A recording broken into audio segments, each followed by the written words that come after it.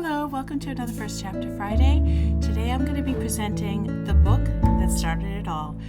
There's a 6th grade teacher, Mrs. Murphy, who had said, I'm doing this thing called First Chapter Fridays, and she said I wouldn't mind having a guest speaker, and lo and behold, this was the first book that I did. And it is called Free Lunch by Rex Ogle. It is a biography, so it is the story of a person's life, and I think there's a fair amount of people who could relate to this book. I know I actually could. So he has a dedication. This book is for every kid, whether they pay for their lunch or not. Coupons. My stomach growls. This morning I skipped breakfast, though not 'cause I wanted to. When Mom steers our old 2-door Toyota hatchback into a parking space in front of Kroger, I mumble, I hate grocery shopping. Well, how else are we going to eat? Mom says. Eat what? You never get anything I like. When you get a job and start paying for the groceries yourself, you can buy whatever you want. I can't get a job. I'm a kid. Sounds like your problem, not mine. When Liam goes to the store with his mom, she lets him get anything he wants. Pop-Tarts, toaster strudels, Twix bars, Pringles, whatever. That's because Liam is a spoiled brat. And his mom is rich. They aren't rich just 'cause they live in a house. Well, they're richer than us, Mom shouts. She gets out of the car and slams the door. I don't take off my seatbelt. Mom storms around the car and tries to open the door. It takes a second because it has a big dent in the side that catches every time. Metal wrenches against metal when she jerks it open. Get out of the car! Can I just get one thing I want? You can get an A whooping if you don't get out of this car right this minute. Not budging, I stare straight ahead. My arms cross like a shield. I don't know why I get so angry about this stuff. This is how it's been my whole life. But some days, I hate my life. And I feel like fighting my mom, fighting other kids, fighting the world. Doesn't matter. Just something to take the sting out of me being so broke. I am going to count to 3, Mom growls through gritted teeth. I see her fingers curl into her palms, making fists. 1. Fine, I shout back. I get out of the car and slam the broken door, the metal catching like robot nails against a chalkboard. Usually I stand my ground, but when Mom gets that red look in her eyes, I know it's better to stop arguing. I pull a sharpened cart from the pen. One of the wheels is wonky and spins left and right instead of rolling straight. I consider putting it back and getting a new one, but I feel bad for it. It's not the cart's fault it's messed up. We made our way down the aisle and then another. My mouth is watering. There are aisles full of food, peanut butter, pasta, stuff to make tacos or burgers, all kinds of cereal, practically 1,000 kinds of chips and dips and salsas, and then cookies, Chex Mix, beef jerky, fried mozzarella sticks, waffles, Granny Smith apple pies, donuts, dozens of different flavors of ice cream, and I can't get any of it. I know better than to ask for anything. Mom's answer is always no or no way or are you crazy? Put it back, it's too expensive. It's crazy to say a bag of potato chips is too expensive. A whole bag costs like $4. That seems like a lot of money, but it can be 10 little meals, and that's only like 40 cents each. Now my stomach is really growling and grumbling. I try to ignore it as I push the empty cart behind Mom. This morning, we only had enough Cheerios and milk for like half a person. I got up first. I could have eaten it. I didn't, though. I saved them for Ford. He's my baby brother, and he's only 2. so he needs it more. Mom shoved an open envelope into my hand. Inside is an overdue bill. I ask, "What's this for?" "On the back, stupid," she says. On the back is a grocery list. Mom's tall, loopy cursive handwriting is really hard to read, but it says all the stuff we need. Milk, cereal, bread. That kind of junk. My mom usually sticks to the list, but some days she changes her mind based on the yellow signs for today's specials or clearance items. "Look, this ground beef is on sale for $1, she says. The meat is all weird brown, though. I scrunch my face. Raw beef's supposed to be pink. Mom rolls her eyes, throwing it in the cart. "It's still good. Just cook it well done." Turning from one aisle to the next, I see the lady with free samples. I leave the cart behind to run over.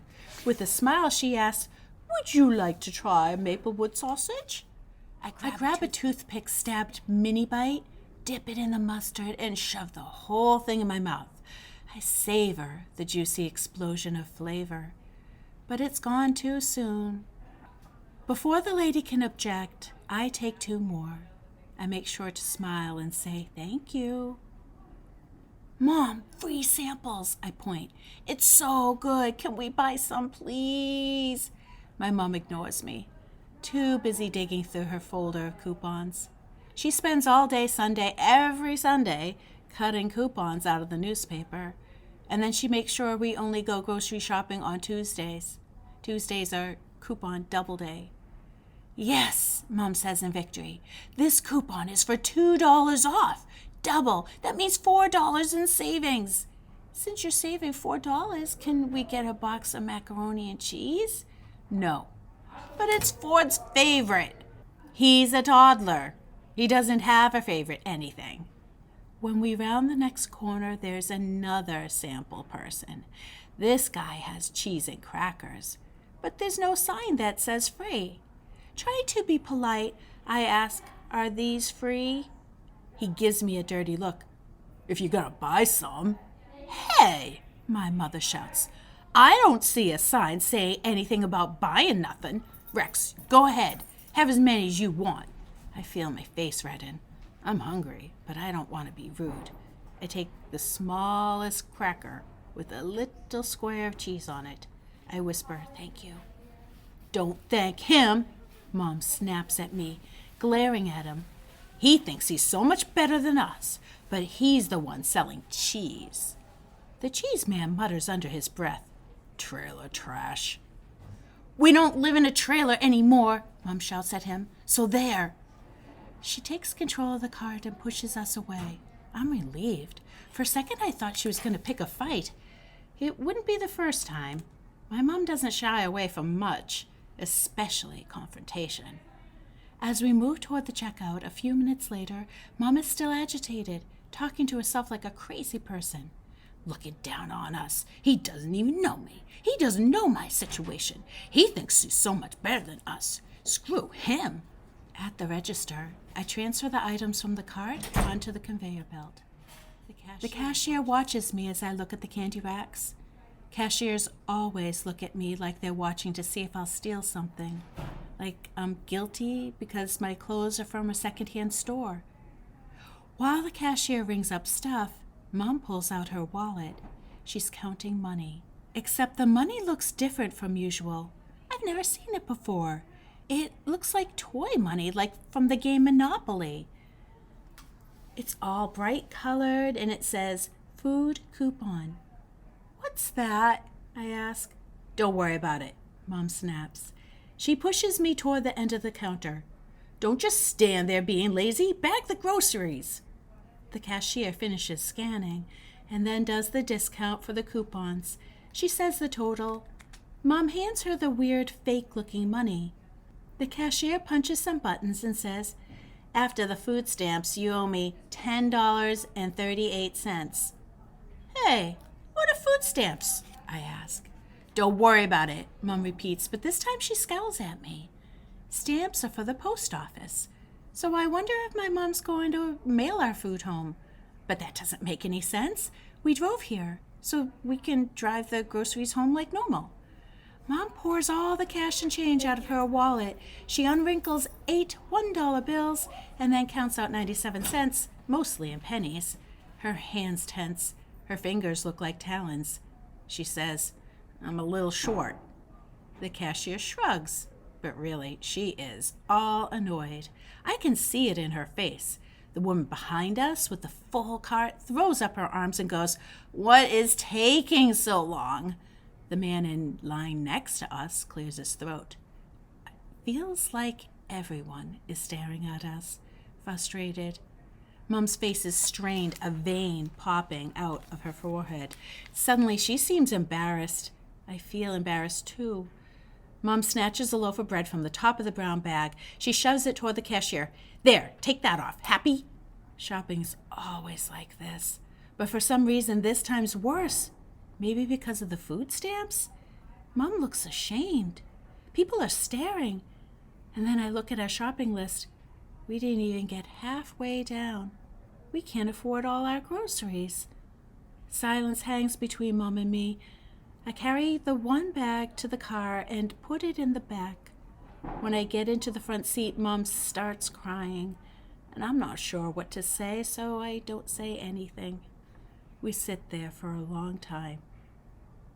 When I reach out to put my hand on her hand, she slaps it away. "Don't touch me. This is your fault. Do you know how expensive it is to raise an ungrateful brat?" I feel sick to my stomach. I don't know if it's because I'm angry or sad or just hungry. Probably all three. Ministers and priests and Buddhist monks and talk show hosts, all those people who are supposed to be real smart, wise and stuff, they always say dumb things like money isn't everything or the best things in life are free, but they're wrong. Money is everything. The best things in life aren't free. And don't say something stupid like love's free, because it's not. It costs money to take care of people you love. When Mom isn't working, she's always upset and sad, and she can't love me like a normal mom. She gets mad at every little thing. No job means no money, which means no groceries or electricity. That makes all the love go out of my mom, like air out of a balloon. And who wants an empty balloon? When Mom's working, she's nicer. She's definitely loving me more when she has money, because she can afford groceries and pay the rent on time and bills too, all that junk. She can actually think straight. She actually remembers she cares about me. So don't tell me love is free, because I know nothing in this world is free. Every little thing costs something. But for some reason, things cost a whole lot more when you're poor. Story. It continues, and you can see how things in his life get worse. Occasionally they get better, but you get to see and feel all the ways that his being poor impacts his life, and how he feels judged, and how it feels like people think he's a lesser person because he doesn't have money. Something that he has absolutely no control over. He is a kid. And I thoroughly love this book. It's tense at times, so maybe upper middle grades are better, but definitely check it out. And like I said, I personally did have things in my childhood, that I could relate to with this book. There were moments that I lived very poorly, didn't know where food would come from, and I had moments in my maybe high school years, I guess, where things were exceptionally good. So it's very difficult, and I have so much empathy and sympathy. And if this is a situation for you, then it'll be really good for you to read this book and feel like you're not alone. All right, take care, everyone. Have a great week.